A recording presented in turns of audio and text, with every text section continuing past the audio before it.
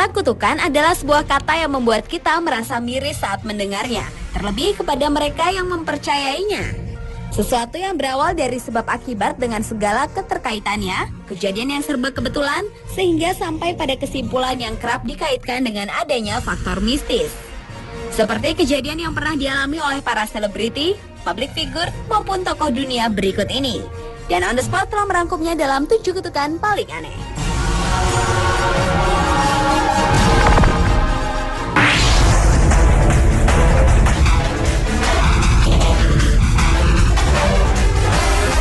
Diawali dengan kutukan pernikahan Maria Vittoria dal Pozzo dan Pangeran Amadeo I.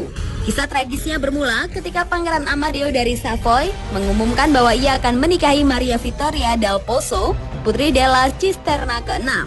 Namun pernikahan tersebut tak disetujui oleh Raja Victor Emmanuel II dari Italia karena alasan bahwa Maria bukanlah keturunan kerajaan dan ia pikir anaknya yang tampan bisa mendapatkan wanita yang lebih baik dari wanita bangsawan tersebut.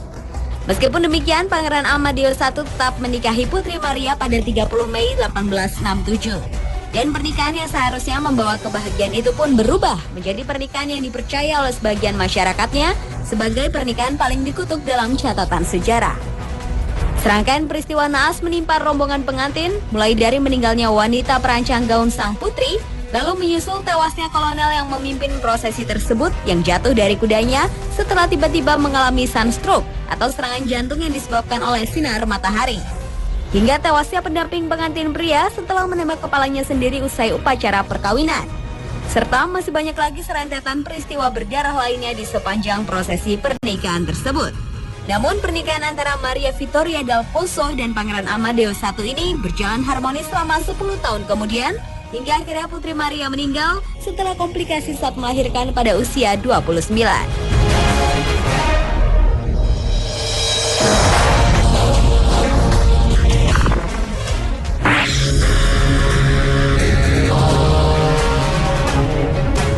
Selanjutnya adalah kutukan makam Timur.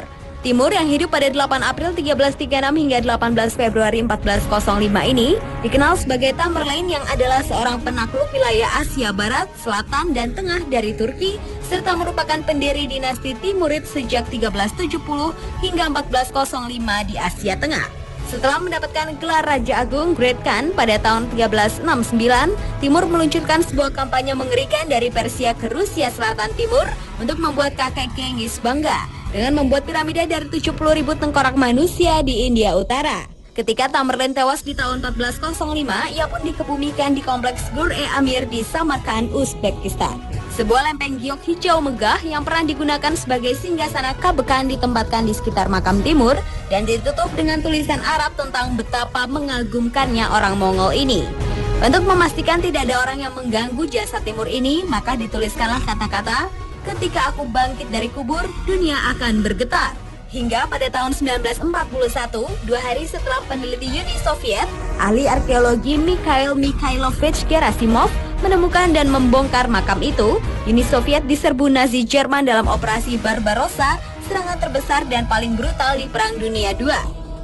Setelah kehilangan jutaan tentara dan warga Soviet, orang-orang Rusia tersebut mulai yakin terhadap kutukan dari makam tersebut, sehingga akhirnya mengembalikan Timur ke makamnya dengan tata cara pemakaman Islami sepenuhnya di tanggal 20 Desember 1942. Dan pada waktu yang sama, dalam operasi badai musim dingin, upaya terakhir Jerman untuk lari dari penghancuran di Stalingrad pun gagal.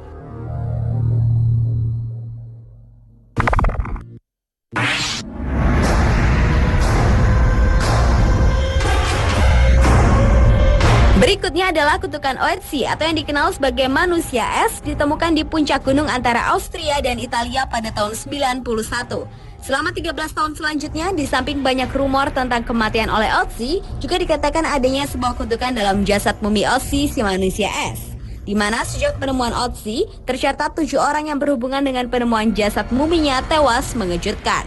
Mulai dari kematian Rainer Hahn, ahli patologi forensik yang memasukkan jasad Ötzi ke kantung mayat, tewas dalam kecelakaan mobil.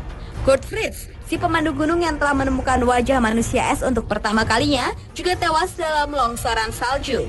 Rainer Holz, yang membuat sebuah film dokumenter tentang pemulihan Ötzi, meninggal karena tumor otak. Helmut Simon yang terkenal sebagai Bapak Otzi karena menjadi salah satu pendaki Jerman yang menemukan tubuhnya ditemukan tewas di sungai setelah jatuh 300 kaki. Dieter Warnick, Konrad Splender, hingga Tom Loy yang membuat penemuan luar biasa tentang darah pada pakaian dan senjata Otzi meninggal karena penyakit darah keturunan. Peristiwa kematian ketujuh orang tersebut masih terbilang wajar, namun menjadi janggal ketika dihubungkan dengan kronologi penemuan jasad mumi Otzi yang misterius ini. Sehingga beberapa teori pun coba diuji untuk mengungkap penyebab kematian Otzi si manusia es yang kini tersimpan di Museum Arkeologi Tyrol Selatan di Bolzano, Italia Utara.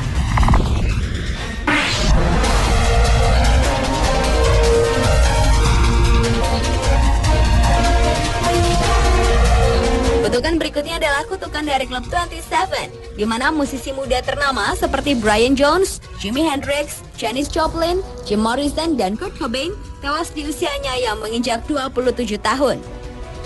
Jones tewas tenggelam di sebuah kolam, Hendrix tewas karena sesak nafas, Joplin dan Morrison yang meninggal karena overdosis heroin, serta Cobain yang menembak mukanya sendiri.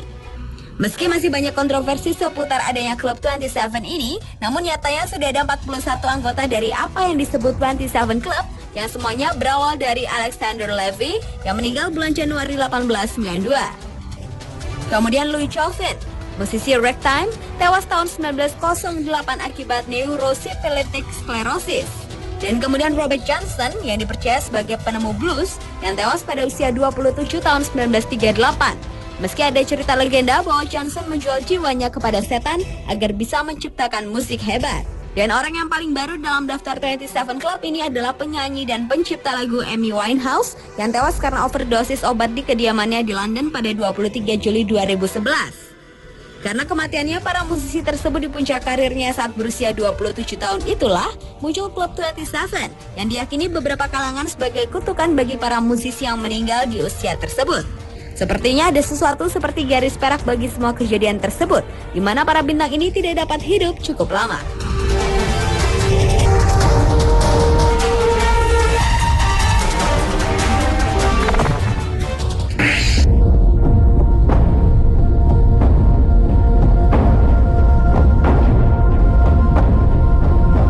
Berlanjut ke kutukan nomor telepon. Bila biasanya kaum Tionghoa mempercayai yang namanya angka keberuntungan, kali ini nomor ponsel bisa menjadi kutukan untuk sejumlah alasan tertentu.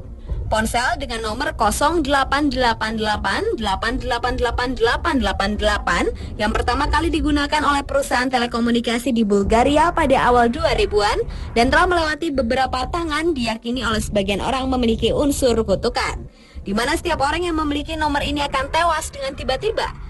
Tahun 2001, pemilik asal sekaligus CEO Mobitel, Vladimir Grasnov, tewas oleh kanker.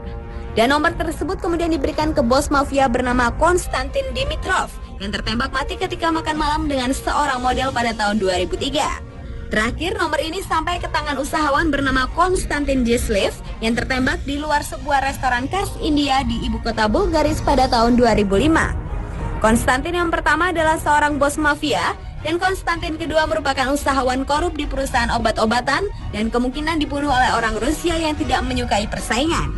Namun ada sesuatu yang menyeramkan tentang dua orang yang memiliki kesamaan nama ini dalam hal kesamaan jenis usaha, di mana keduanya mati dengan cara yang sama, pada lokasi yang sama, dan ketika membawa ponsel dengan nomor yang sama. Sejak itu, Mobitel mencabut nomor telepon tersebut tanpa keterangan yang jelas.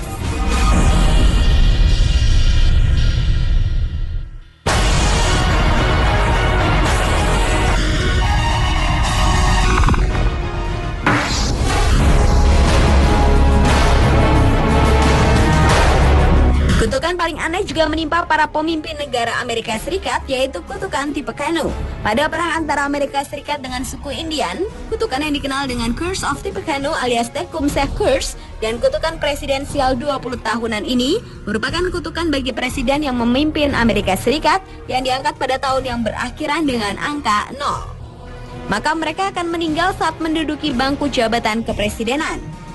Kutukan ini diyakini pertama kali terjadi pada saat William Henry Harrison menduduki bangku kepresidenan di Amerika Serikat pada tahun 1840 dengan slogan Tippecanoe and Tyler too yang menjelaskan keikutsertaannya pada perang Tippecanoe di tahun 1811. Namun Harrison meninggal setahun kemudian setelah ia diangkat menjadi presiden akibat pneumonia yang dideritanya. Yang terjadi setelah itu adalah setiap presiden antara lain Lincoln yang tewas tertembak pada tahun 1860, James A. Garfield yang juga tertembak pada tahun 1880, William McKinley yang ditembak pada tahun 1900, Warren G. Harding tewas di kantornya pada tahun 1920, Franklin D. Roosevelt yang tewas di kantornya pada tahun 1940, John F. Kennedy yang tewas dibunuh dengan tembakan pada tahun 1960. Namun, Ronald Reagan membuat kutukan tersebut berhenti ketika saat percobaan pembunuhan atas dirinya berhasil dihentikan.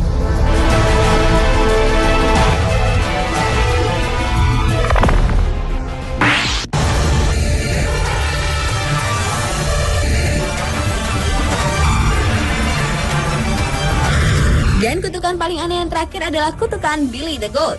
Adalah Bill Science, seorang imigran asal Yunani yang mengajak seekor kambing peliharaannya melihat pertandingan baseball antara Chicago Cubs dan the Detroit Tigers. Kambing bernama Murphy tersebut ia bawa serta dengan cara dipakaikan selimut dengan ditambahkan tulisan "We got Detroit's goat". Science dan kambingnya diizinkan melewati Wrigley Field dan sempat duduk di tempat di mana sesuai dengan tiket yang ia beli sampai mereka diusir dari stadium sebelum pertandingan atas perintah dari Philip Knight Wrigley, si pemilik Chicago Cubs, dikarenakan bau yang ditimbulkan dari kambing peliharaan itu. Science pun marah dan bersumpah bahwa Chicago Cubs tidak akan pernah memenangkan permainan di Wrigley Field. Dan kutukan ini pun terlihat saat dengan jelas Cubs didegradasi ke Divisi 2.